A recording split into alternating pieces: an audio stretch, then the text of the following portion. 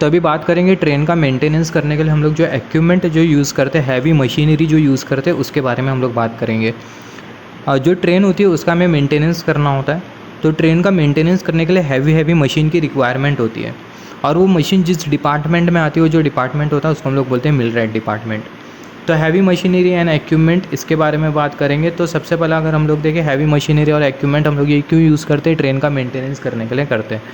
तो सबसे पहला अगर हम लोग देखें, हमारे पास है CNC under floor wheel lathe with chip crusher and conveyor. यहाँ पर ये वाली जो मशीन होती है क्या करती है, इसको हम लोग बेसिकली पिट व्हील लेथ मशीन भी बोलते हैं। तो यहाँ पर ये जो मशीन है इसका काम क्या होता है, व्हील की प्रोफाइलिंग करना होता है। अभी हम लोग आगे बात करेंगे ट्रेन के व्हील के बारे में। ट्रेन के व्हील में अगर हम लोग देखें, हमें फ्लैंज मिलता है, थ्रेड मिलता है, रिम मिलती है। तो ऐसे केस में हमें क्या करना होता है, ट्रेन का जो व्हील होता है उसे हमें एक प्रॉपर शेप में रखना होता है। ट्रेन का जो व्हील होता है उसका जो स्टार्टिंग का जो डायमीटर होता है वो होता है 860 mm। फिर उसके बाद जब ट्रेन थोड़ा चल सर्विस दे देती है तो उसके बाद 840 mm हो जाता है। फिर उसके बाद अगर हम लोग देखें, जो मिनिमम जो ट्रेन का जो डायमीटर जो एक्सेप्टेबल होता है वो होता है बेसिकली 780 mm। तो यहाँ पर ये जो ट्रेन का जो डायमीटर होता है उसे बेसिकली चेक करने के लिए, और हम लोग बोल सकते हैं जो ट्रेन का जो व्हील है उसकी प्रोफाइलिंग करने के लिए, ट्रेन के व्हील की ग्राइंडिंग करने के लिए हम लोग बेसिकली एक मशीन का यूज़ करते हैं जिसे बेसिकली बोला जाता है व्हील लेथ मशीन। अभी ये कितनी मशीन होती है, ये बेसिकली एक ही मशीन होती है। फिर उसके बाद अगर हम लोग देखें बैटरी ऑपरेटेड ट्रेन शंटर, तो यहाँ पर ये ट्रेन को शंट करने के लिए जब हम लोग शंटिंग करते हैं, शंटिंग का मतलब क्या होता है, ट्रेन को एक ट्रैक से दूसरी ट्रैक पर स्विच करने का जो प्रोसेस होता है उसको हम लोग बोलते हैं शंटिंग। ट्रेन का जो मूवमेंट होता है एक ट्रैक से दूसरी ट्रैक, उसको हम लोग बोलते हैं शंटिंग। तो यहाँ पर ये शंटिंग के लिए हम लोग एक शंटर व्हीकल रखते हैं, और बेसिकली ये बैटरी से ऑपरेटेड होती है। तो इसकी क्वांटिटी कितनी है, 2 क्वांटिटी है, राइट। इसकी 2 क्वांटिटी, उससे ज़्यादा भी हम लोग कर सकते हैं, डिपेंड ऑन द रिक्वायरमेंट। फिर उसके बाद अगर हम लोग देखें automatic train wash plant, automatic train wash plant ये बेसिकली एक ही होता है। तो इसकी एक ही क्वांटिटी होती है। किसी भी अगर हम लोग रेलवे के यार्ड में देखें तो रेलवे के यार्ड को हम लोग डिपो भी बोलते हैं। Synchronise under floor train lifting system, यहाँ पर अगर हम लोग देखें जो ट्रेन होती है उसे हमें क्या करना होता है, लिफ्ट करना होता है। और ट्रेन को लिफ्ट करने का जो सिस्टम होता है उसको हम लोग बोलते हैं ट्रेन लिफ्टिंग सिस्टम। और जो ट्रेन लिफ्टिंग सिस्टम है इसका एक और एक नाम होता है रेल कार लिफ्टिंग सिस्टम। इसका एक और एक नाम होता है जिसे बेसिकली पिट जैक भी बोला जाता है। पिट जैक हम लोग इसलिए बोलते हैं क्योंकि ये जो हाइड्रोलिक सिस्टम होता है जो कि ट्रेन को लिफ्ट करने का काम करता है, बेसिकली पिट में रखा होता है। पिट मतलब एक हम लोग गड्ढा कर देते हैं उसमें रखा होता है। तो यही रीज़न की वजह से इसको हम लोग बोलते हैं पिट जैक, राइट। तो यहाँ पर इसको हम लोग सिंक्रोनाइज क्यों बोल रहे हैं, क्योंकि अगर हम लोग देखें सिंक्रोनाइज इसलिए बोल रहे हैं क्योंकि इसके हमें सेट्स मिलते हैं। जैसे कि अगर हम लोग देखें हमारी ट्रेन में कितनी कार है, 8 कार है, और एक कार को उठाने के लिए अगर हम लोग देखें हमें बेसिकली एक सेट की रिक्वायरमेंट होती है। तो 8 कार को अगर उठाना है तो हमें 8 सेट की रिक्वायरमेंट होगी।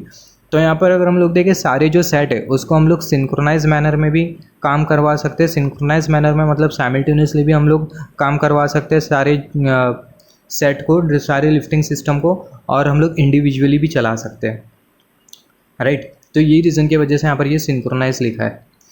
कितनी क्वांटिटी इसकी, एक। यहाँ पर अगर हम लोग देखें इसका बेसिकली एक ही क्वांटिटी है, 1 number. Synchronise mobile jack system, यहाँ पर अगर हम लोग देखें सिंक्रोनाइज मोबाइल जैक सिस्टम, ये बेसिकली क्या करता है, सिंक्रोनाइज मोबाइल जैक सिस्टम ये भी हाइड्रोलिक सिस्टम होता है। और ये भी क्या करता है बेसिकली, जो ट्रेन है, ट्रेन की कार को लिफ्ट करने का काम करता है। और इसको हम लोग मोबाइल इसलिए बोल रहे हैं क्योंकि अगर हम लोग देखिए मूव कर सकते हैं, इसकी मोबिलिटी होती है, तो इसलिए इसको हम लोग मोबाइल बोल रहे हैं। और इसका भी कितना होता है, इसकी भी बेसिकली अगर हम लोग देखें एक पूरा सेट होता है। यहाँ पर ये नंबर नहीं है एनओएस, ये बेसिकली एक पूरा सेट होता है।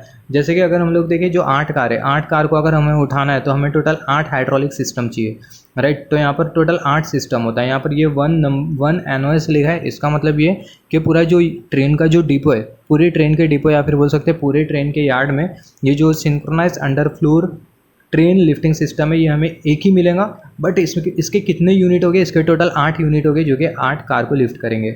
और सिमिलरली अगर हम लोग देखें जो मोबाइल जैक सिस्टम है ये भी बेसिकली कितना होगा, एक ही होगा। बट इसके टोटल कितने यूनिट्स हो गए, इंडिविजुअली यूनिट्स कितने हो गए, 8 हो गए, 8 से ज़्यादा हो गए, डिपेंड करता है कि हमारी नंबर ऑफ कार्ड्स कितनी है ट्रेन में। हमें सिर्फ चीज़ों को समझना है। यहाँ पर ये जो synchronise under floor train lifting system है क्या करेगा, ट्रेन को लिफ्ट करेगा। सिंक्रोनाइज मोबाइल जैक सिस्टम ये भी क्या करेगा, ट्रेन को लिफ्ट करने का काम करेगा।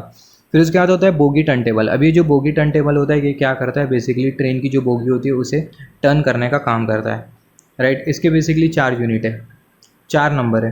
यहाँ पर अगर हम लोग देखें rail cum road rescue vehicle railing and rescue equipment, तो बेसिकली जब ट्रेन का डिरेलमेंट हो जाता है तो ऐसे केस में हमें ट्रेन को रिरेलमेंट करना होता है। तो ट्रेन का रिरेलमेंट करने के लिए हम लोग एक रेस्क्यू व्हीकल का यूज़ करते हैं जिसे बेसिकली बोला जाता है RRV, राइट। और ये कितनी है, ये बेसिकली एक ही होती है। Diesel battery cum electric locomotive, basically diesel battery cum electric locomotive, ये कितना है, ये इसको हम लोग क्यों यूज़ करते हैं इलेक्ट्रिक लोकोमोटिव को, diesel battery cum electric locomotive, क्योंकि अगर हम लोग देखें अगेन ट्रेन की शंटिंग वंटिंग अगर हमें करना हो तो ऐसे केस में हम लोग ये इलेक्ट्रिक लोकोमोटिव को यूज़ करते हैं, diesel battery cum electric locomotive. ये भी कितना है, एक है। पोर्टेबल मोबाइल कंप्रेसर, ये क्या होता है, एक तरीके से कंप्रेसर होता है जो कि पोर्टेबल होता है और इसके थ्रू हम लोग एयर जनरेट करते हैं, और ये भी कितना होता है, एक होता है। यहाँ पर अगर हम लोग देखें synchronise under floor wheel lifting system, synchronise mobile jack system, इसके टोटल कितने सेट है, इसके टोटल कितने 8 कार सेट है, टोटल कितने 8 सेट है। जैसे कि हमने बात किया यहाँ पर अगर हम लोग देखें एक नंबर और यहाँ पर ये 8 कार सेट, इससे हमें कंफ्यूज नहीं होना है।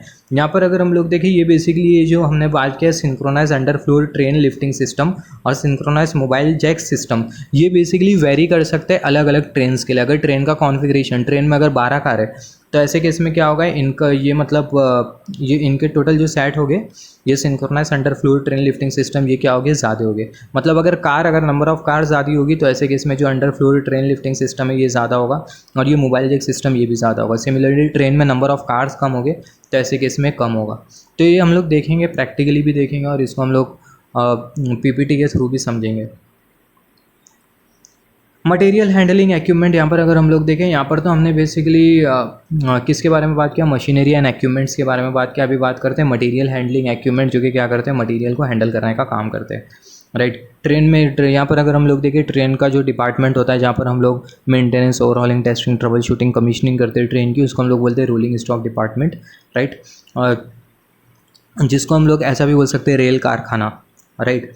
तो यहाँ पर ये मटेरियल हैंडलिंग इक्विपमेंट, यहाँ पर हम लोग क्या करते हैं ट्रेन के लिए मतलब ट्रेन के साथ एसोसिएटेड जो मटेरियल्स होते हैं, जैसे कि अगर हम लोग देखें बहुत सारी हमें चीज़ें मतलब दूसरी मतलब का OEM से जिसे बोला जाता है ओरिजिनल इक्विपमेंट मैन्युफैक्चरर, तो उससे हमें क्या करना होता है, इंपोर्ट करना होता है ट्रेन के मेंटेनेंस के लिए। जैसे कि अगर हम लोग एक कार की गैरेज में जाए तो ऐसे केस में हमें क्या मिलता है, सारे स्टॉक्स मिलते हैं कार के लिए, जैसे कि कार का टायर हो गया, कार के लिए लुब्रिकेशन सिस्टम हो गया, राइट। तो वैसे ट्रेन के लिए भी सारे मतलब सामान होते हैं ट्रेन के मेंटेनेंस के लिए, मटेरियल होते हैं ट्रेन के मेंटेनेंस के लिए। अब ये जो मटेरियल है उसे हैंडल करना होता है तो उसके लिए हमारे पास मटेरियल हैंडलिंग इक्विपमेंट मशीन है। तो सबसे पहला battery operated aerial lifting scissor platform है, राइट। तो यहाँ पर अगर हम लोग देखें एरियल लिफ्टिंग सीजर प्लेटफॉर्म मतलब ये सबसे पहला ये क्या करता है, ये लिफ्ट करने का काम करता है। इसमें बेसिकली पर्सन जाता है, पर्सन जैसे कि अगर हम लोग देखें क्रेन में अगर हम लोग देखें जो क्रेन होती है उसमें अगर हम लोग फायर ट्रक को कंसिडर करें, फायर ब्रिगेड, तो फायर ब्रिगेड में क्या होता है, एक जो पर्सन होता है उसमें एक तरीके की असेंबली होती है और उसमें जाता है और फिर उसके बाद पानी को मतलब स्प्रिंकल करने का काम करता है, पानी को मतलब वो जो बिल्डिंग है जिसमें आग लगी है उसमें क्या करता है, पानी को फेंकने का काम करता है। तो यहाँ पर या फिर हम लोग एक सिंपल सा एग्जांपल कंसीडर कर लेते हैं, हमारी जो स्ट्रीट लाइट होती है, स्ट्रीट लाइट का जब मेंटेनेंस किया जाता है तो ऐसे कि इसमें एक पर्सन होता है जो कि मतलब एक उसमें आता है, क्या बोलते हैं, व्हीकल में आता है और वो व्हीकल में बेसिकली एक तरीके का लिफ्टिंग सिस्टम होता है और लिफ्टिंग सिस्टम में जाके क्या करता है, जो स्ट्रीट लाइट है उसका मेंटेनेंस करने का काम करता है। सिमिलरली यहाँ पर भी basically battery operated aerial lifting scissor platform, ये बेसिकली लिफ्टिंग के लिए हम लोग यूज़ करते हैं। ये बेसिकली पर्सन को उठाएंगी और जो मटेरियल जो है उसको हम लोग, जैसे कि फोक लिफ्ट कैसी होती है, फोक लिफ्ट क्या करती है, फोक लिफ्ट में नीचे की तरफ फोक लगा होता है, सामान को उठाती है और ऊपर रखती है। सिमिलरली अगर हमें फोक लिफ्ट की ज़रूरत नहीं है, एक इंसान की ज़रूरत है जो कि सामान को ऊपर उठा के रखे, तो ऐसे केस में हम लोग ये वाली मशीन का यूज़ करते हैं, battery operated aerial lifting scissor platform. फिर उसके बाद स्टैकर क्या है, जो स्टैकर एक छोटी सी मतलब वो होती है, बोल सकते हैं फोक लिफ्ट जो होती है फोक लिफ्ट की तरह होती है, बट ये जो स्टैकर होती है इसको हम लोग उसमें यूज़ करते हैं, शॉप में यूज़ करते हैं मतलब जैसे कि अगर हम लोग देखें जब हम लोग ट्रेन का जो मेंटेनेंस करते हैं तो ऐसे केस में हमें इक्विपमेंट की रिक्वायरमेंट होती है, लुब्रिकेशन की रिक्वायरमेंट होती है, अलग अलग मटेरियल की रिक्वायरमेंट होती है। तो जो मटेरियल है उसको हम लोग कहाँ पर रखते हैं, शॉप में रखते हैं, राइट। अभी वो शॉप जो होता है वो भी बहुत बड़ा होता है और वो जो शॉप होता है बेसिकली ट्रेन के यार्ड में ही होता है, तो जो शॉप होता है बहुत बड़ा होता है। अभी वो जो शॉप होता है उसमें वो बहुत सारे सामान रखे होते हैं, तो जो सामान है उसको अप डाउन करने के लिए वेयर हाउस हम लोग बोल सकते हैं, वेयर हाउस। तो जो वेयर हाउस होता है, वेयर हाउस में जो सामान है उसको ऊपर नीचे रखने के लिए हम लोग क्या करते हैं, इस ट्रैकर का यूज़ करते हैं 2 टन के, और यहाँ पर ये उसके 3 यूनिट है। फोकलिफ्ट ट्रक डीजल ड्राइवन है और इसकी जो क्वांटिटी कितनी है, 2 है। Similarly forklift truck battery driven, इसकी भी जो क्वांटिटी कितनी है, 2 है, राइट। ऐसा ज़रूरी नहीं है कि 2 ही हो किसी भी ट्रेन के यार्ड में, या फिर ये 3 हो, ये वेरी कर सकता है depending on the requirement. Pallet truck hand driven pallet truck होती है, ये कितनी है, 4 है। पैलेट ट्रक बैटरी ड्राइवन, ये कितनी है, 2 है। तो ये सब बहुत इंपॉर्टेंट है, जैसे कि battery operated aerial lifting scissor platform, ये एक होता है, स्टैकर 3 है। फोकलिफ्ट ट्रक या फिर डीजल ड्राइवन ट्रक, ये 2 होती है। फोकलिफ्ट ट्रक बैटरी ड्राइवन, ये भी 2 होती है। ये 2 अगर हम लोग देखें, जैसे कि मैंने डिस्कस किया, ऐसा ज़रूरी नहीं है कि 2, उससे ज़्यादा भी हो सकती है। फिर पैलेट ट्रक बैटरी ड्रिवन, ये भी कितनी है, 2 है। Storage system for central store, ये बेसिकली 1 होता है। Battery operated car for movement in depot, यहाँ पर एक कार होती है। बेसिकली अगर हम लोग देखें, हमारी ट्रेन का जो डिपो होता है, ट्रेन का जो यार्ड होता है, उसमें बेसिकली हम लोग एक बैटरी ऑपरेटेड कार का भी यूज़ करते हैं। और ये जो कार होती है बेसिकली क्या करती है, कार या फिर हम लोग बोल सकते हैं छोटी सी कार होती है, जिसके थ्रू हम लोग क्या करते हैं, बेसिकली कुछ अगर हमें चीज़ एक जगह से दूसरी जगह डिपो में लेके जाना हो, ट्रेन का डिपो मतलब ट्रेन का यार्ड, तो कोई चीज़ अगर हमें एक जगह से दूसरी जगह लेके जाना हो, तो ऐसे केस में हम लोग बैटरी ऑपरेटेड कार का यूज़ करते हैं। प्लेटफॉर्म ट्रक होती है। प्लेटफॉर्म ट्रक क्या होती है, एक छोटी सी ट्रक होती है, उसके पीछे मतलब पूरा, जैसे कि छोटी ऑटो रिक्शा कैसी होती है, एक ऑटो रिक्शा होती है जिसके पीछे पूरा खाली होता है, और वो जो ऑटो रिक्शा होती है उसमें हम लोग सब सामान वामान मतलब रख के लेके जाते हैं। तो सिमिलरली प्लेटफॉर्म ट्रक भी होती है, छोटी सी होती है, ऑटो रिक्शा से भी छोटी होती है। प्लेटफॉर्म ट्रक में हम लोग क्या करते हैं, थोड़ा बहुत जो मतलब जो सामान होता है उसको हम लोग रखते हैं। ये हम लोग सारी चीज़ें प्रैक्टिकली देखेंगे, जिसकी वजह से चीज़ें हमें समझ में आ जाएंगी, राइट। इसकी क्वांटिटी कितनी है, 2 है। आर्टिकुलेटेड बूम लिफ्ट होती है, कितनी होती है, 1 होती है। फिर उसके बाद अगर हम लोग देखें फ्लैट वैगन मतलब जैसे कि अगर हम लोग देखें, फ्लैट वैगन का मतलब क्या होता है, इंडियन रेलवे में हमने देखा होगा, ये एक तरीके से मतलब वैगन ही होती है और फ्लैट होती है, उसके ऊपर कुछ भी नहीं होता है। जैसे कि हम लोग फ्लैट बेड भी बोल सकते हैं, राइट। सिंपल एग्जांपल अगर हम लोग कंसीडर करें कि अगर हम लोग बेड ले लें, बेड के नीचे 2 बोगी लगा ले, तो क्या बन जाएगा, फ्लैट वैगन बन जाएगा। तो फ्लैट वैगन बेसिकली क्या होता है, उसमें हम लोग ट्रैक लेके जाते हैं। जो फ्लैट वैगन होता है उसमें हम लोग ट्रेन की जो रेल होती है, इसके बारे में हमने बात किया। तो ट्रेन की जो रेल होती है उसको हम लोग फ्लैट वैगन में रखते हैं। तो फ्लैट वैगन कितनी होती है, 1 होती है। तो ये सारी चीज़ें हम लोग प्रैक्टिकली देखेंगे। फिर उसके बाद अगर हम लोग देखें, हमारी ट्रेन में प्रोपल्शन सिस्टम आता है, हाई वोल्टेज प्रोपल्शन सिस्टम। ये हाई वोल्टेज प्रोपल्शन सिस्टम का मतलब क्या होता है, यहाँ पर अगर हम लोग देखें, OHE से मेन ट्रांसफार्मर के बीच में हाई वोल्टेज सिस्टम होता है, मेन ट्रांसफार्मर से ट्रैक्शन मोटर के बीच में प्रोपल्शन सिस्टम होता है। तो यहाँ पर अगर हम लोग देखें, हमारी ट्रेन में कितनी मोटर कार लगी है, हमारी ट्रेन में टोटल, जैसे कि हमने बात किया ट्रेन कॉन्फ़िगरेशन में 6 मोटर कार लगी है, राइट। टोटल 6 मोटर कार लगी है। अभी 6 मोटर कार लगी है, तो इसका मतलब जो गियरिंग रेशियो, जो मोटरिंग रेशियो होगा वो कितना होगा, 75%। तो ये बहुत इंपॉर्टेंट है। 6 अगर मोटर कार लगी है, तो ऐसे केस में अगर हम लोग देखें, जो मोटरिंग रेशियो होगा कितना होगा, 75% होगा। ये बहुत इंपॉर्टेंट है। फिर उसके बाद अगर हम लोग देखें, जैसे हमने बात किया, ये सब हमें नहीं कंसिडर करना, हमें इतना पता होना चाहिए जो मोटरिंग रेशियो वो कितना है, वो है 75%। अभी अगर हम लोग एक चीज़ अगर हम लोग देखें, हमारी ट्रेन में टोटल मोटर कार कितनी है, जैसे हमने बात किया 6 मोटर कार है, राइट। और एक कार में कितनी मोटर लगती है, एक कार में 4 मोटर लगती है। एक कार में 4 मोटर लगती है, बहुत इंपॉर्टेंट है। मोटर कार में अगर हम लोग देखें, सबसे पहला एक कार में हमें कितनी बोगीज़ मिलेंगी, 2 बोगीज़ मिलेंगी। भी बोगी क्या होती है उसके बारे में देख लेते हैं थोड़ा। यहाँ पर अगर हम लोग देखें, इसको हम लोग बोगी बोलते हैं। ये होती है बोगी, जो बोगी होती है कार के नीचे लगी होती है। अभी यहाँ पर ये जो बोगी है बेसिकली मोटर कार की बोगी है। यहाँ पर हमें कुछ इस तरीके से मोटर दिखाई दे रही है, यहाँ पर ये मोटर दिखाई दे रहा है, और यहाँ पर ये कुछ इस तरीके से मोटर दिखाई दे रही है, एरो की टिप। अभी हमें कितनी मोटर दिखाई दे रही है, हमें 2 मोटर दिखाई दे रही है। कितनी मोटर दिखाई दे रही है, 2 मोटर दिखाई दे रही है। तो एक बोगी में कितनी मोटर लगी है, 2 मोटर लगी है। और एक कार में कितनी बोगी लगी होती है, 2 बोगी लगी होती है। तो अगर हम लोग देखें, हमारी एक ट्रेन में टोटल 6 मोटर कार है, तो ऐसे केस में ट्रैक्शन मोटर कितनी होगी, ऐसे केस में जो ट्रैक्शन मोटर होगी, जैसे कि हमने बात किया, एक कार के नीचे हमें कितनी मोटर मिलेंगी, 4 मोटर मिलेंगी। एक कार के नीचे हमें 4 मोटर मिलेंगी, क्योंकि एक बोगी में 2 मोटर है और एक कार के नीचे 2 बोगी है, राइट। तो हम लोग सिंपल वर्ड में बोल सकते हैं कि जो एक कार है उसके नीचे हमें 4 मोटर मिलेंगी। और टोटल अगर हम लोग देखें, हमारे पास मोटर कार कितनी है, 6, तो 6 × 4 करें तो हमें मिल जाएगा 24। तो हमारी ट्रेन में टोटल जो मोटर है कितनी है, टोटल ट्रैक्शन मोटर है 24। 8 कार की ट्रेन है, जैसे हमने बात किया 8 कार की ट्रेन में जो 6 कार है मोटर कार है। तो अगर हम लोग देखें, और एक कार के नीचे बेसिकली 4 मोटर लगी है, तो 6 × 4 करें 24, तो टोटल 24 ट्रैक्शन मोटर हमें मिलेंगी। और मोटरिंग रेशियो हमें कितना मिल रहा है, 75% मिल रहा है। यहाँ पर अगर हम लोग देखें, यहाँ पर लिखा है जो ट्रैक्शन मोटर है टोटल कितनी है, 24 है। ट्रैक्शन मोटर है कितनी है 24 है। ट्रैक्शन मोटर को ड्राइव करने के लिए जो ड्राइव है वो भी कितना होगा 24 होगा, राइट। तो ये बहुत इंपॉर्टेंट है। फिर उसके बाद अगर हम लोग देखें और हमें ज़्यादा कुछ कंसिडर नहीं करना है। प्रपल्शन सिस्टम जैसे कि हमने बात किया OHE से मेन ट्रांसफार्मर के बीच में high voltage system, main transformer से ट्रैक्शन मोटर के बीच में जो सिस्टम है उसको हम लोग बोलते हैं प्रपल्शन सिस्टम। फिर उसके बाद अगर हम लोग देखें ऑक्सिलरी पावर सिस्टम। अभी ऑक्सिलरी पावर सिस्टम क्या होता है, जहाँ पर अगर हम लोग सिंपल सिनेरियो में अगर हम लोग देखें ट्रेन से जो 25 kV जो वोल्टेज होता है किस में आता है, मेन ट्रांसफार्मर में आता है। और जो मेन ट्रांसफार्मर होता है वो बेसिकली क्या करता है, वो 25 kV वोल्टेज को स्टेप डाउन करता है। अब वो जो स्टेप डाउन जो करता है वोल्टेज, स्टेप डाउन जो वोल्टेज होता है उसके 3 पार्ट होते हैं। सिंपल वर्ड में अगर हम लोग देखें, आगे हम लोग और डिटेल में बात करेंगे। तो सबसे पहला वाला जो पार्ट होता है हम लोग बोल सकते हैं ये जो ट्रांसफार्मर होता है ट्रेन में, ये बेसिकली 3 वाइंडिंग ट्रांसफार्मर होता है। मतलब इसमें टर्शरी वाइंडिंग भी होती है, प्राइमरी वाइंडिंग होती है, सेकेंडरी वाइंडिंग होती है और टर्शरी वाइंडिंग होती है। तो जो सेकेंडरी वाइंडिंग होती है ये हम लोग कन्वर्टर इन्वर्टर को दे देते हैं, और जो टर्शरी जो वाइंडिंग होती है, टर्शरी जो वाइंडिंग होती है वो हम लोग कहाँ पर दे देते हैं, स्टैटिक इन्वर्टर में दे देते हैं। और जो स्टैटिक इन्वर्टर है उससे हमें बेसिकली मिलती है ऑक्सिलरी पावर सप्लाई, जिसके बारे में हम लोग बात करेंगे। तो जो स्टैटिक इन्वर्टर होता है बेसिकली ऑक्सिलरी पावर बनाने का काम करता है। अभी ऑक्सिलरी पावर का मतलब क्या होता है, ट्रेन में हमारे ऑक्सिलरी इक्विपमेंट्स लगे होते हैं। ऑक्सिलरी इक्विपमेंट जैसे कि वेंटिलेशन एयर कंडीशनिंग सिस्टम हो गया, कंप्रेसर हो गया, फिर उसके बाद ट्रेन लाइटिंग हो गई। तो ये सब है क्या, ये सब सारे के सारे ऑक्सिलरी इक्विपमेंट है। ट्रेन का अनाउंसमेंट सिस्टम हो गया, तो ये सब है क्या, ट्रेन में सारे के सारे ऑक्सिलरी इक्विपमेंट है।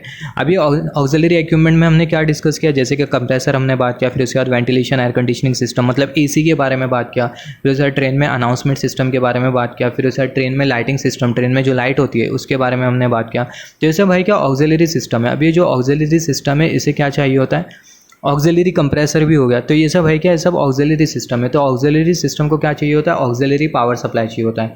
अभी ऑक्सिलरी पावर सप्लाई हमें कौन देता है, स्टैटिक इन्वर्टर देता है, जिसके बारे में हम लोग बात करेंगे आगे आने वाली वीडियो में। तो जो ऑक्सिलरी पावर सप्लाई इसमें हमें 3 पावर मिलता है। जैसे कि अगर हम लोग देखें, सिंगल फेस मिलता है, 3 फेस मिलता है और DC मिलता है। सिंगल फेस 230 वोल्ट हमें मिलता है। फिर उसके बाद अगर हम लोग देखें 3 फेस 415 वोल्ट मिलता है, जो कि हम लोग किसको दे देते हैं, VAC को दे देते हैं। फिर उसके बाद 110 वोल्ट DC मिलता है। अभी जो 110 वोल्ट DC है ये भी हम लोग किसके लिए यूज़ करते हैं, अनाउंसमेंट सिस्टम हो गया उसके लिए हम लोग यूज़ करते हैं 110 वोल्ट DC। अभी एक क्वेश्चन आता है, ट्रेन में भी बैटरी लगी होती है और वो ट्रेन से भी हमें 110 वोल्ट DC मिलती है, उसका क्या काम होता है। यहाँ पर अगर हम लोग देखें, जो ट्रेन की बैटरी का जो वोल्टेज होता है उसको हम लोग कब यूज़ करते हैं। मान लेते हैं हमारी जो ट्रेन है मेन लाइन पे गई। अब ये जो मेन लाइन होती है क्या होती है, जो मेन लाइन होती है 2 स्टेशन के बीच की जो ट्रैक होती है, जो कि 2 स्टेशन को कनेक्ट कर रही होती है, जिस पे ट्रेन फ्रिक्वेंटली आ रही होती है, उसको हम लोग बोलते हैं मेन लाइन। अभी मान लेते हैं हमारी जो ट्रेन है मेन लाइन पे गई, फिर उसके बाद क्या हुआ, हमारी जो ट्रेन है बंद पड़ गई किसी रीज़न की वजह से, जो OHE उसमें से पावर चले गया। तो ऐसे केस में अगर हम लोग देखें, ट्रेन में तो पैसेंजर बैठे, तो पैसेंजर को हमें थोड़ा बहुत AC, अगर ट्रेन का अगर पावर चले जाता है, OHE का अगर पावर चले जाता है, तो ऐसे केस में क्या होगा, ट्रेन में जितने भी जो मतलब वेंटिलेशन एयर कंडीशनिंग सिस्टम है, सारे जो सिस्टम है क्या हो जाएंगे, बंद हो जाएंगे। तो ऐसे केस में हमें AC चलाना होगा, राइट। तो ऐसे केस में हमें AC चलाने के लिए, पैसेंजर्स को सेव करने के लिए हमें क्या करना होगा, हमें AC चलाना होगा। तो ऐसे केस में हम लोग क्या करेंगे, जो बैटरी का जो वोल्टेज है वो हम लोग फिट करेंगे हमारे वेंटिलेशन एयर कंडीशनिंग सिस्टम में, जिसके वजह से जो पैसेंजर्स है वो डिस्कम्फर्ट फील नहीं करेंगे। तो सिंपल सिनेरियो में हम लोग बोल सकते हैं, अगर हमारी ट्रेन OHE से कनेक्टेड नहीं है, स्टैंड स्टिल कंडीशन में, और अगर हमें ट्रेन को चला के देखना है तो हम लोग क्या करेंगे, बैटरी को हम लोग क्या करेंगे, ऑन कर देंगे। जब बैटरी को हम लोग ऑन कर देंगे तो ऐसे केस में वेंटिलेशन एयर कंडीशनिंग सिस्टम हम लोग चला सकते हैं। ट्रेन में जो अनाउंसमेंट सिस्टम है वो हम लोग देख सकते हैं, राइट। जब हम लोग ट्रेन का मेंटेनेंस भी करते हैं तो ऐसे केस में हम लोग ट्रेन को वर्कशॉप लाइन में लेके जाते हैं जहाँ पर OHE नहीं होती है। तो ऐसे केस में ट्रेन में अगर हमें AC अगर चलाना हो, AC को चेक करना हो, तो हम लोग क्या करेंगे, ऐसे केस में हम लोग को बैटरी का पावर हम लोग लेंगे, जिसके थ्रू AC थोड़ा बहुत चलेगा। बैटरी के थ्रू हम लोग ट्रेन का अनाउंसमेंट सिस्टम चेक कर सकते हैं। बैटरी के थ्रू हम लोग ट्रेन का इंडिकेशन सिस्टम चेक कर सकते हैं। बैटरी के थ्रू हम लोग ट्रेन का लाइटिंग सिस्टम चेक कर सकते हैं। बैटरी के थ्रू हम लोग train control management system check कर सकते हैं, just for the timing of 45 minutes. 45 minutes के बाद जो बैटरी होगी वो ड्रेन हो जाएंगी। फिर उसके बाद हमें बैटरी को क्या करना होगा, चार्ज करना होगा, राइट। तो यहाँ पर अगर हम लोग देखें, ऑक्सिलरी पावर सप्लाई क्या करता है, auxiliary power supply basically auxiliary जो इक्विपमेंट्स होता है उसे पावर प्रोवाइड करने का काम करता है। अभी ऑक्सिलरी पावर सप्लाई में स्टैटिक इन्वर्टर होता है। अभी यहाँ पर जो कूलिंग मेथड जो है, जो ऑक्सिलरी पावर सप्लाई, इसमें जो कूलिंग मेथड है ये फोर्स्ड एयर कूलिंग मेथड होता है, fan mounted inside for the converter, right. तो यहाँ पर ये जो ऑक्सिलरी पावर सिस्टम है इसमें बेसिकली कूलिंग की रिक्वायरमेंट होती है, और जो कूलिंग होती है उसमें हम लोग फोर्स्ड एयर कूलिंग का यूज़ करते हैं, मतलब हम लोग फ़ैन लगा देते हैं और वो फ़ैन के थ्रू कूलिंग मिलती है ऑक्सिलरी पावर सप्लाई को। तो यहाँ से हमें इतना याद रखना, ऑक्सिलरी पावर सप्लाई सिस्टम में जो कूलिंग होती है वो हम लोग फ़ैन के थ्रू प्रोवाइड करते हैं। अभी यहाँ पर अगर हम लोग देखें, इनपुट वोल्टेज अगर हम लोग देखें ऑक्सिलरी पावर सप्लाई में इनपुट वोल्टेज कितना होता है, 406 वोल्ट होता है, नॉमिनल इनपुट वोल्टेज होता है, राइट। तो इतना हमें याद रखना है, जो इनपुट वोल्टेज है 406 वोल्ट आरएमएस है, जो कि नॉमिनल इनपुट वोल्टेज, जिसके बारे में हम लोग आगे बात करेंगे। ऑक्सिलरी पावर सप्लाई सिस्टम, हर एक सिस्टम के बारे में हम लोग डिटेल डिस्कशन करेंगे। इनपुट फ्रीक्वेंसी अगर हम लोग देखें, यहाँ पर अगर हम लोग देखें इनपुट फ्रीक्वेंसी कितनी है, बेसिकली 47 हर्ट्ज से 53 हर्ट्ज से, किसकी, ऑक्सिलरी पावर सप्लाई की, 47 हर्ट्ज से 53 हर्ट्ज से। अब यहाँ पर अगर हम लोग देखें ऑक्सिलरी पावर, यहाँ पर हमें सिर्फ ये जो ट्रेन है इसी का ही हमें डेटा कंसीडर करना है, इसका भी डेटा हम लोग कंसीडर कर सकते हैं। बट अगर हम लोग देखें दोनों ट्रेन का अगर हम लोग डेटा कंसीडर करें तो ऑलमोस्ट चीज़ें अगर हम लोग देखें सेम है, थोड़ा बहुत वेरिएशन है, राइट। जैसे कि यहाँ पर अगर हम लोग देखें ये वाली ट्रेन के लिए अगर हम लोग देखें जो फ्रीक्वेंसी 50 हर्ट्ज से ±3% का टॉलरेंस एक्सेप्टेबल है, बट यहाँ पर अगर हम लोग देखें जो फ्रीक्वेंसी 47 से 53 हर्ट्ज है, तो ज़्यादा वेरिएशन नहीं है। अब यहाँ पर अगर हम लोग देखें जो डीसी लिंक वोल्टेज हो कितना है, वो है 720 वोल्ट। अब यहाँ पर अगर हम लोग देखें जो आउटपुट वोल्टेज हो कितना है, 415 वोल्ट, AC ±5% का वेरिएशन एक्सेप्टेबल है। फिर उसके बाद रेटेड कैपेसिटी कितनी है, 218 kVA, और पावर फैक्टर अगर हम लोग देखें हमें कितना मिलेगा, पावर फैक्टर हमें 0.85 मिलेगा। तो यहाँ से हमने क्या क्या सीखा, जो कूलिंग जो हम लोग जो प्रोवाइड कर रहे हैं ऑक्सिलरी पावर सप्लाई को, हम लोग जो कूलिंग जो प्रोवाइड कर रहे हैं फ़ैन के थ्रू प्रोवाइड कर रहे हैं, फोर्स कूलिंग मेथड है। जो नॉमिनल इनपुट वोल्टेज है 406 वोल्ट आरएमएस से, फ्रीक्वेंसी 47 से 53 हर्ट्ज के बीच में। जो डीसी लिंक वोल्टेज है, डीसी लिंक वोल्टेज क्या होता है, अगेन इसके बारे में बात करेंगे। कन्वर्टर इन्वर्टर के बीच में कनेक्टेड होता है, कितना होता है, 720 वोल्ट डीसी। और जो आउटपुट वोल्टेज है 415 वोल्ट AC, और फिर जो रेटेड कैपेसिटी है 218 kVA, और पावर फैक्टर होता है 0.85। फिर उसके बाद अभी अगर हम लोग देखें, अभी बात करते हैं वेंटिलेशन एयर कंडीशनिंग सिस्टम के बारे में। वेंटिलेशन एयर कंडीशनिंग सिस्टम क्या होता है, AC होती है हमारे ट्रेन में। तो जो वेंटिलेशन एयर कंडीशनिंग सिस्टम है ये बेसिकली ट्रेन के रूफ पे लगा होता है, तो roof mounted and self content type, right. अभी यहाँ पर जो कूलिंग कैपेसिटी है, यहाँ पर ये वाली ट्रेन के लिए 49.6 किलोवाट है, बट यहाँ पर ये वाली जो ट्रेन है इसके लिए जो कूलिंग कैपेसिटी है कितनी है, 57.5 किलोवाट है। और यहाँ पर अगर हम लोग देखें ये वाली ट्रेन में अगर हम लोग देखें हीटर अवेलेबल नहीं है। हीटर क्या होता है, बेसिकली जो वेंटिलेशन एयर कंडीशनिंग सिस्टम होता है, AC का जो पैनल होता है, AC के पैनल में अलग अलग पार्ट्स होते हैं, जैसे कंडेंसर हो गया, कंप्रेसर हो गया, सोलेनॉइड वाल्व हो गया। तो यहाँ पर हीटर अवेलेबल नहीं है। जैसे कि ये जो पार्ट है हीटर, ये भी होता है पैनल में, तो ये हीटर अवेलेबल नहीं है। ये जो वीडियो है इसमें हम लोग सिर्फ ओवरव्यू के बारे में बात कर रहे हैं, ट्रेन के कॉन्फ़िगरेशन के बारे में, उसके टेक्निकलिटीज़ के बारे में। आगे आने वाली वीडियो में हम लोग हर एक चीज़ के बारे में, जैसे कि वेंटिलेशन एयर कंडीशनिंग सिस्टम पूरा डिटेल में बात करेंगे। फिर उसके बाद ऑक्सिलरी पावर सप्लाई सिस्टम, उसके बारे में पूरा डिटेल में बात करेंगे। फिर उसके बाद बोगीज़ के बारे में पूरा डिटेल में बात करेंगे। ट्रेन में जो हम लोग मशीनरी इक्विपमेंट्स जो यूज़ करते हैं उसके बारे में पूरा डिटेल में बात करेंगे। तो हीटर अवेलेबल नहीं है। हीटर क्या होता है, जो हीटर होता है बेसिकली हम लोग ठंडी के मौसम में यूज़ करते हैं, राइट। तो ये जो हीटर होता है वेंटिलेशन एयर कंडीशनिंग सिस्टम में, ये बेसिकली क्या करता है, मॉइस्चर को एब्जॉर्ब करने का काम करता है, राइट। तो यहाँ पर हीटर अवेलेबल नहीं है। अब यहाँ पर अगर हम लोग देखें ये वाली ट्रेन में जो हीटर है वो अवेलेबल नहीं है। हीटर कहाँ पे लगा होगा, VAC पैनल में। मतलब यहाँ पर ये वाली जो ट्रेन है इसमें जो वेंटिलेशन एयर कंडीशनिंग सिस्टम का जो पैनल लगा है उसमें हीटर अवेलेबल नहीं है। रेफ्रिजरेंट जो यूज़ किया जा रहा है R407C, और जो कंप्रेसर जो है, कंप्रेसर वो है Copeland vertical scroll type compressor, right. Compressor कितना है, वर्टिकल, कंप्रेसर का टाइप क्या है, वर्टिकल स्क्रोल टाइप कंप्रेसर। अब ये जो कंप्रेसर होता है it is just like a human heart, जो कि क्या करता है, पूरी बॉडी में ब्लड को सर्कुलेट करता है। तो यहाँ पर ये VAC पैनल होता है, वेंटिलेशन एयर कंडीशनिंग सिस्टम। इसमें भी जो कंप्रेसर होता है वो क्या करता है, जो रेफ्रिजरेंट है उसे पूरी तरीके से सर्कुलेट करने का काम करता है वेंटिलेशन एयर कंडीशनिंग जो AC का जो पैनल है उसमें। अब जो कंप्रेसर का जो टाइप है वो कौन सा है, कोपिलेंट वर्टिकल स्क्रोल टाइप कंप्रेसर। तो बहुत इंपॉर्टेंट है वर्टिकल स्क्रोल टाइप कंप्रेसर। और नंबर ऑफ कंप्रेसर कितना लगा है, नंबर ऑफ कंप्रेसर 4 लगा है। सिमिलरली यहाँ पर भी नंबर ऑफ कंप्रेसर, ये वाली ट्रेन के लिए भी नंबर ऑफ कंप्रेसर 4 है।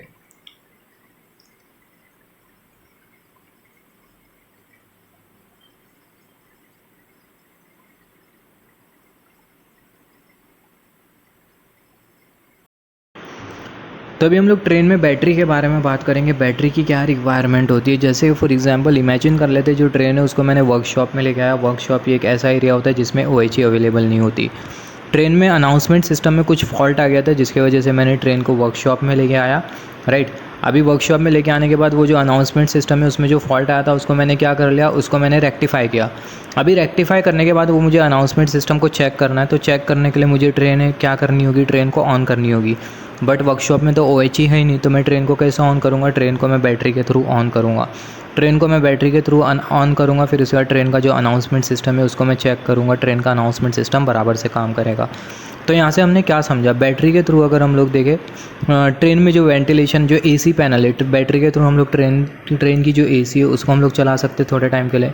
ट्रेन का अनाउंसमेंट सिस्टम हम लोग चेक कर सकते हैं, ट्रेन का लाइटिंग सिस्टम चेक कर सकते हैं, इंडिकेशन सिस्टम चेक कर सकते हैं, राइट। तो जो बैटरी है वो एज अगर हम लोग देखें, जब हमारा OHE बंद हो जाएंगी, OHE में जब पावर नहीं होगा या फिर जब OHE नहीं होगी, तो ऐसे केस में कुछ चीज़ों को चेक करने के लिए हम लोग क्या करते हैं, बैटरी का यूज़ करते हैं, जो बैटरी वो बैकअप पावर प्रोवाइड करती है। बैटरी का भी अगर हम लोग देखें टाइम होता है 45 मिनट्स। 45 मिनट्स तक की जो बैटरी होती है उसके थ्रू हम लोग पावर ले सकते हैं और अलग अलग ट्रेन में जो पैरामीटर्स है उसको हम लोग चेक कर सकते हैं। फिर उसके बाद 45 मिनट्स के बाद जो बैटरी होती है उसकी चार्जिंग ख़त्म होना चालू हो जाती है। तो जैसे हमने बात किया बैटरी का क्या यूज़ होता है हमारी ट्रेन में, राइट। अभी यहाँ पर ये पूरी ट्रेन में अगर हम लोग देखें 8 कार की ट्रेन है, यहाँ पर हम लोग 8 कार की ट्रेन के बारे में बात कर रहे हैं, हम लोग 6 कार की ट्रेन के बारे में बात नहीं कर रहे, और 8 कार की जो ट्रेन है उसका डेटा यहाँ पर हमने कंसिडर किया है। 8 कार की जो ट्रेन है, हमारी ट्रेन में 8 कार है, तो जो बैटरी बॉक्स है वो कहाँ पर लगा होगा, जैसे कि हमने बात किया जो पेंटोग्राफ है, पेंटोग्राफ को हम लोग कौन से कार में कनेक्ट करने की प्रायोरिटी देते हैं, ट्रेलर कार 1, ट्रेलर कार 2, और जैसे हमने बात किया था मोटर कार 2। सिमिलरली जो बैटरी बॉक्स है वो भी ट्रेलर कार में लगेगा। तो यहाँ पर अगर हम लोग देखें ट्रेलर कार 1, ट्रेलर कार 2, यहाँ पर बैटरी बॉक्स लगेगा। और फिर उसके बाद अगर हम लोग देखें मोटर कार 3 में बैटरी बॉक्स लगा है, अंडर फ्रेम में लगा है। तो जो बैटरी बॉक्स वो कहाँ पर लगा है, ट्रेलर कार 1 में लगा है, ट्रेलर कार 2 में लगा है। जैसे कि पेंटोग्राफ को लगाने के लिए हम लोग ट्रेलर कार को प्रायोरिटी दे रहे थे, तो अगेन यहाँ पर अगर हम लोग देखें जो बैटरी बॉक्स है उसको लगाने के लिए हम लोग ट्रेलर कार को प्रायोरिटी दे रहे हैं। तो ट्रेलर कार 1 में पहली बैटरी बॉक्स लगी है, ट्रेलर कार 2 में दूसरा बैटरी बॉक्स लगा है, फिर उसके बाद मोटर कार 3 में भी बैटरी बॉक्स लगा है। कहाँ पर लगा है, अंडर फ्रेम में लगा है। अब यहाँ पर अगर हम लोग देखें जो बैटरी का जो टाइप है, जैसे बैटरी का जो टाइप है कौन सा है, निकिल मेटल हाइड्राइड। तो ये बहुत इंपॉर्टेंट है, जो बैटरी का जो टाइप है वो कौन सा बैटरी है, निकिल मेटल हाइड्राइड। अभी यहाँ पर अगर हम लोग देखें जो बैटरी है उसमें कितने सेल है, 80 सेल है। कितने सेल है, 80 सेल है, राइट। अब यहाँ पर अगर हम लोग देखें बैटरी की जो कैपेसिटी कितनी है, 220 एम्पियर आर। यहाँ पर ये हार रेट हमें लिखा है 220 एम्पियर आर। तो जो बैटरी है उसकी जो कैपेसिटी कितनी है, 220 एम्पियर आर है। तो बहुत इंपॉर्टेंट है, 220 एम्पियर आर ये बैटरी की कैपेसिटी। और जो बैटरी का जो वेट है 7 किलोग्राम है। और जो बैटरी है टोटल कितनी है अगर हम लोग देखें, तो टोटल जो बैटरी हमारी ट्रेन में जो यूज़ की गई है 80 सेल यूज़ की गई है। टोटल जो सेल है एक बैटरी बॉक्स में टोटल 80 सेल यूज़ किया गया है, राइट। तो 80 सेल या 80 सेल पर सेट, राइट। तो ट्रेन का जैसे कि हमने बात किया ट्रेलर कार 1 इसमें एक बैटरी बॉक्स लगा हुआ, तो एक बैटरी बॉक्स में कितना हो गया, 80 सेल हो गए। ट्रेलर कार 2 इसमें भी एक बैटरी बॉक्स लगा होगा, तो वो बैटरी बॉक्स में कितने सेल हो गए, 80 सेल होगी। मोटर कार 3 इसमें भी बैटरी बॉक्स लगा होगा, इसमें भी टोटल कितनी सेल होगी, 80 सेल होगी। और यहाँ पर जैसे हमने बात किया जो बैटरी की जो कैपेसिटी है 220 एम्पियर आर है, राइट। और जो बैटरी है कौन से टाइप की है, निकिल मेटल हाइड्राइड टाइप की बैटरी को हम लोग यूज़ करते हैं। फिर उसके बाद अगर हम लोग देखें यहाँ पर हमने बात किया बोगी के बारे में। तो यहाँ पर ये जो बोगी है, बोगी क्या करती है, जो बोगी होती है बेसिकली ट्रेन की जो कार होती है उसको मूव करवाने का काम करती है। पूरी ट्रेन को मूव करवाने का काम करती है बोगी। बोगी को हम लोग ऐसा भी डिफाइन कर सकते हैं। दूसरा, बोगी एक ऐसा मैकेनिकल अरेंजमेंट होता है जिसमें ट्रेन का व्हील और ट्रैक्शन मोटर लगी होती है। तो यहाँ पर ये हमें दिखाई दे रही है बोगी। तो बोगी में हमें कुछ इस तरीके से ट्रेन का व्हील दिखाई दे रहा है और कुछ इस तरीके से क्या दिखाई दे रही है, ट्रैक्शन मोटर दिखाई दे रही है। अभी यहाँ पर ये जो सस्पेंशन होता है ट्रेन में 2 तरीके के सस्पेंशन होते हैं, प्राइमरी सस्पेंशन होता है, सेकेंडरी सस्पेंशन होता है। तो यहाँ पर ये जो प्राइमरी सस्पेंशन और सेकेंडरी सस्पेंशन ट्रेन में कहाँ पर लगा होता है, ट्रेन में बोगी में ही लगा होता है। अब ये प्राइमरी सस्पेंशन क्या होता है, जो प्राइमरी सस्पेंशन जो होता है वो सिर्फ और सिर्फ bogie to bogie connection provide करता है। बट अगर हम लोग देखें जो सेकेंडरी सस्पेंशन होता है वो क्या करता है, बेसिकली बोगी और कार के बीच में कनेक्शन प्रोवाइड करता है। जैसे कि अगर हम लोग देखें यहाँ पर ये जो बोगी है इसमें हमें ये जो पार्ट जो दिखाई दे रहा है इसको हम लोग बोलते हैं सस्पेंशन बैलो, एयर बैलो, जो कि हमें एरो की टिप शो कर रही है। तो यहाँ पर ये जो एयर बैलो होता है ये ट्रेन की जो कार होती है और जो बोगी होती है उसे कनेक्ट करने का काम करता है। तो इसको हम लोग बोल सकते हैं सेकेंडरी सस्पेंशन। अब यहाँ पर ये जो हमें जो दिखाई दे रहा है, जो कि हमें ये कर्सर की एरो की टिप शो कर रही है यहाँ पर, ये इसको हम लोग बेसिकली बोलते हैं वर्टिकल डैम्पर। अभी यहाँ पर ये जो वर्टिकल डैम्पर है सिर्फ और सिर्फ किस में लगा है, बोगी में लगा है। तो इसको हम लोग बेसिकली बोलेंगे primary suspension. Similarly lateral damper भी लगा होता है, सिर्फ और सिर्फ बोगी में लगा होता है, तो उसको हम लोग क्या बोलेंगे, प्राइमरी सस्पेंशन। तो ऐसे सस्पेंशन सिर्फ और जो कि बोगी टू बोगी और बोगी के पार्ट्स को कनेक्ट कर रहे हो तो उसको हम लोग क्या बोलते हैं, प्राइमरी सस्पेंशन। और जो ट्रेन की बोगी और कार को कनेक्ट करने का काम कर रहे हो उसको हम लोग क्या बोलते हैं, सेकेंडरी सस्पेंशन बोलते हैं। तो यहाँ पर हमने कुछ इस तरीके से बोगी के बारे में बात किया। अभी यहाँ पर ये जो बोगी होती है इसमें भी हमें असेंबली मिलती है, cross beam assembly, and beam assembly, फिर उसके बाद साइड बीम असेंबली मिलती है। तो यहाँ पर हमें नहीं दिख रहा है, आगे हम लोग बोगी के बारे में पूरा डिटेल में डिस्कशन करेंगे। तो यहाँ पर ये जो बोगी है इसका जो टाइप है कौन सा है, एच टाइप बोगी, या फिर हम लोग बोल सकते हैं जो बोगी इसका जो शेप है कौन सा शेप है, एच शेप बोगी है, राइट। अब यहाँ पर ये बोगी का जो शेप होता है एच के तरह होता है, तो यही रीज़न की वजह से जो बोगी है इसको हम लोग एच शेप बोगी बोलते हैं। अभी यहाँ पर ये बोगी को, जैसे कि हमने बात किया, ट्रेन के मूवमेंट के लिए रिस्पॉन्सिबल होती है। बोगी जो है ट्रेन के स्मूथ मूवमेंट के लिए रिस्पॉन्सिबल होती है।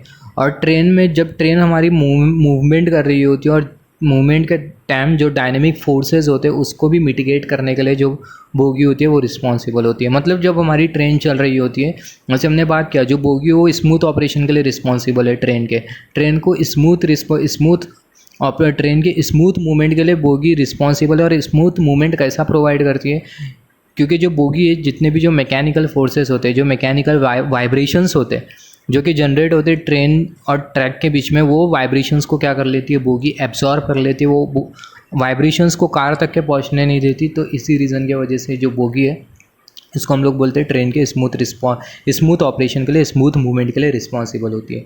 तो बोगी से हमने क्या क्या समझा, ट्रेन के स्मूथ मूवमेंट के लिए ये बोगी रिस्पॉन्सिबल होती है। और जब ट्रेन चलती है तो ऐसे केस में जितने भी जो डायनेमिक फोर्सेज होते हैं उसे मिटिगेट करने का काम करती है, जितने भी जो मैकेनिकल वाइब्रेशंस है उसे डैम्प करने का काम करती है। और वो जो मैकेनिकल वाइब्रेशंस है, यहाँ पर अगर हम लोग देखें, वाइब्रेशन डैम्पिंग और वाइब्रेशन एलिमिनेटिंग दोनों में डिफरेंस है, राइट। तो जितने भी जो वाइब्रेशंस होते हैं, मैकेनिकल वाइब्रेशंस, किसके वजह से, ट्रैक के वजह से, ट्रैक चेंज होने की वजह से, तो जो वाइब्रेशंस होते हैं उसे डैम्प करने का काम करती है, वाइब्रेशन कार तक के नहीं पहुंच पाता, और इसी रीज़न की वजह से हमारी जो ट्रेन है स्मूथली मूव करती है।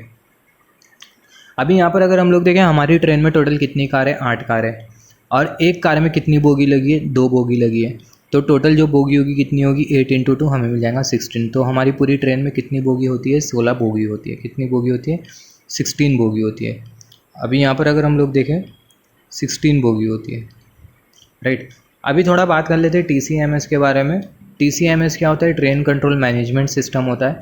ये ट्रेन कंट्रोल मैनेजमेंट सिस्टम बोल सकते हैं, इसको ट्रेन कंट्रोल मॉनिटरिंग सिस्टम भी बोला जाता है। तो ये TCMS एक ऐसा सिस्टम होता है जो कि क्या करता है, ट्रेन की सारी एक्टिविटीज़ को क्या करता है, मॉनिटर करता है। मैं ट्रेन को पूरी तरीके से कंट्रोल कर सकता हूँ TCMS के थ्रू। जैसे कि ये TCMS कहाँ पर लगा होता है, ड्राइवर कैब में लगा होता है। मैं ट्रेन चला रहा हूँ और ट्रेन में जो लास्ट वाली जो AC है, लास्ट डब्बे की जो AC है उसे मुझे बंद करना है, तो मैं किसके थ्रू करूँगा, TCMS के थ्रू करूँगा। सिमिलरली ट्रेन का एक जो डोर है उसमें फॉल्ट आ गया है, तो मुझे कैसा पता चलेगा, TCMS के थ्रू पता चलेगा, राइट। सिमिलरली अगर हम लोग देखें, ट्रेन का जो कन्वर्टर इन्वर्टर है उसमें किसी तरीके का फॉल्ट आ गया, तो मुझे कैसा पता चलेगा, TCMS के थ्रू पता चलेगा। जो एयर कंप्रेसर है, एयर कंप्रेसर जो एयर जो जनरेट कर रहा है वो मुझे कैसा पता चलेगा, TCMS के थ्रू पता चलेगा। तो यहाँ पर ये जो TCMS है ये क्या करता है, ट्रेन के जितने भी जो सब सिस्टम्स होते हैं, TCMS के सब सिस्टम, ट्रेन के सब सिस्टम, दोनों में डिफरेंस है। अगर मैं ट्रेन के सब सिस्टम के बारे में बात करूँ तो ट्रेन के सब सिस्टम में क्या आएगा, वेंटिलेशन एयर कंडीशनिंग सिस्टम आएगा, मतलब AC पैनल आएगा, ट्रेन की बोगी आएंगी, कपलर आएगा, फिर उसके बाद ट्रेन में ट्रैक्शन मोटर आएंगी, फिर उसके बाद पैंटोग्राफ आएगा। तो ये सब क्या है, ट्रेन के सब सिस्टम है। सब सिस्टम में क्या है, जैसे हमने बात किया, इलेक्ट्रिकल सब सिस्टम है, मैकेनिकल सब सिस्टम है, इलेक्ट्रोमैकेनिकल सब सिस्टम है, फिर उसके बाद न्यूमेटिक सब सिस्टम है, जैसे कि हमने बात किया। तो ये सब क्या है, ये सारे के सारे सब सिस्टम है ट्रेन के, राइट। बट अगर मैं TCMS के सब सिस्टम के बारे में बात करूँ तो TCMS के सब सिस्टम में अगर हम लोग देखें, बेसिक रिमोट इनपुट आउटपुट का CRS consist ring switch, gigabyte Ethernet switch, तो ये सब है क्या, ये TCMS के सब सिस्टम है जिस पे TCMS काम करता है। और हमारी जो ट्रेन के जो सब सिस्टम है उससे हमारी ट्रेन काम करती है, राइट। तो यहाँ पर अगर हम लोग देखें, जैसे हमने बात किया, जो TCMS होता है ये क्या करता है, ट्रेन के जितने भी जो पैरामीटर, ट्रेन में जितने भी जो एक्टिविटीज़ हो रही होती है उसे मॉनिटर करने का काम करता है, सुपरवाइज करने का काम करता है, और सारे जो सब सिस्टम्स हैं उनके बीच में कम्युनिकेशन प्रोवाइड करना, उनके बीच में जो कम्युनिकेशन होता है वो भी करने का काम करता है, राइट। तो यहाँ पर अगर हम लोग देखें, जैसे कि TCMS के थ्रू जो अनाउंसमेंट सिस्टम है उसको हम लोग क्या कर सकते हैं, कंट्रोल कर सकते हैं। अनाउंसमेंट सिस्टम जो है वो TCMS के थ्रू हम लोग क्या कर सकते हैं, उसको अनाउंसमेंट सिस्टम को हम लोग ऑपरेट कर सकते हैं, अनाउंसमेंट सिस्टम चेक कर सकते हैं TCMS के थ्रू, राइट। जैसे कि अगर हम लोग देखें, हमने बात किया था जो ब्रेक इलेक्ट्रॉनिक कंट्रोल यूनिट होता है उसमें क्या लगा होता है, सॉफ्टवेयर लगा होता है। और वो जो सॉफ्टवेयर होता है उसमें हम लोग क्या करते हैं, हमारे प्रोजेक्ट के रिलेटेड जो डेटा होता है उसको हम लोग अपडेट करते हैं। अभी वो जो सॉफ्टवेयर है उसको मैं कैसे अपडेट करूँगा, TCMS के थ्रू करूँगा। तो यहाँ पर अगर हम लोग देखें सॉफ्टवेयर लॉजिक, राइट, तो ये सारे के सारे काम क्या करता है, TCMS करता है। तो ये यहाँ से हमें समझ में आ गया TCMS क्या करता है, ट्रेन के जितने भी जो सब सिस्टम है सारे सब सिस्टम के साथ कम्युनिकेट करने का काम करता है, सारे सब सिस्टम का मॉनिटरिंग करता है, सारे सब सिस्टम को सुपरविजन करता है।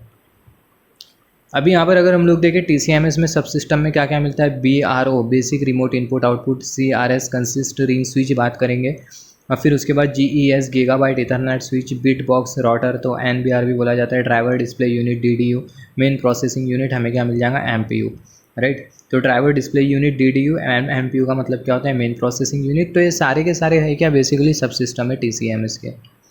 अभी यहाँ पर अगर हम लोग देखें, अब ये सलून क्या होता है, हमारी ट्रेन का जो इंटीरियर होता है जहाँ पर पैसेंजर बैठते हैं उसको हम लोग बोलते हैं सलून। तो जैसे कि हमने बात किया था, यहाँ पर अगर हम लोग देखें, यहाँ पर ये हमें ट्रेन दिखाई दे रही है, ट्रेन के अंदर जाके पैसेंजर बैठेंगे, तो ट्रेन का जो इंटीरियर होता है सिंपल वर्ड में उसी को हम लोग बोलते हैं सलून। और जैसे हमने बात किया था, एक डब्बे में, एक कार में कितने दरवाजे मिलते हैं, 8 दरवाजे मिलते हैं। तो यहाँ पर अगर हम लोग देखें पैसेंजर एक्सेस डोर, पैसेंजर जो एक्सेस करेंगे डोर, वो कितने डोर हो गए, 8 डोर हो गए। मतलब ये 8 दरवाजे होते हैं जिसके थ्रू जो पैसेंजर्स होते हैं ट्रेन में जाते हैं और ट्रेन से बाहर आते हैं। अभी अगर हम लोग देखें, एक एमरजेंसी डोर होता है जिसे बेसिकली डिट्रेनमेंट डोर भी बोला जाता है, तो इसके भी बारे में हम लोग डिटेल में बात करेंगे। तो जो एमरजेंसी रैंप है, एमरजेंसी डोर, डिट्रेनमेंट डोर, ये कितना होता है, एक होता है जो कि ट्रेन के आगे लगा होता है। तो अगर हम लोग देखने की अगर कोशिश करें एमरजेंसी डोर को, डिट्रेनमेंट डोर को, जस्ट होल्ड ऑन। तो यहाँ पर अगर हम लोग देखें, सामने हमें जो डोर जो दिखाई दे रहा है, जो दरवाज़ा जो दिखाई दे रहा है, इसको हम लोग बोलते हैं डिट्रेनमेंट डोर, मतलब एमरजेंसी डोर। अभी क्या करते हैं, एमरजेंसी के टाइम ये जो डोर होता है इसको हम लोग खोल देते हैं और ये डोर से जो पैसेंजर्स होते हैं बाहर आ जाते हैं। फिर उसके बाद अभी अगर हम लोग देखें, जैसे हमने बात किया एमरजेंसी डोर हमें कितना मिल रहा है, जो एमरजेंसी डोर है वो हमें एक ही मिल रहा है। एमरजेंसी डोर कितना है, एमरजेंसी रैम्प कितना है, एक ही है।